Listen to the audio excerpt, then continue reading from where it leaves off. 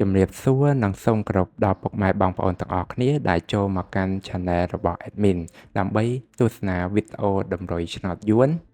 សម្រាប់ថ្ងៃទី20ខែ3ឆ្នាំ2025សម្រាប់វេលាម៉ោង 4 កន្លះនិងម៉ោង 6 កន្លះដូច្នេះកុំបង្អង់យូរសូមពុកម៉ែបងប្អូនកលេចមកមើលតម្រុយ2លេខ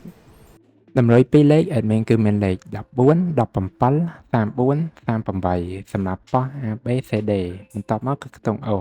ខ្ទង់ O Admin គឺ O នៅខ្ទង់10និងខ្ទង់30សម្រាប់ប៉ុស ABCD ដូចគ្នាបន្ទាប់មកគឺលេខពិសេស Admin គឺមានលេខ180គុណ264គុណនិង680គុណដែលលេខទាំងអស់នេះសុទ្ធសឹងតែជាលេខដែលមានសង្ឃឹមថានឹងចេញខ្ពស់សម្រាប់ថ្ងៃនេះអរគុណពុកម៉ែបងប្អូនទាំងអស់គ្នាដែលបានទស្សនាវីដេអូនេះពីដើមរហូតដល់ចប់ក៏ជូនពរពុកម៉ែបងប្អូនទាំងអស់គ្នាធ្វើការសងសំណាននៅថ្ងៃថ្មី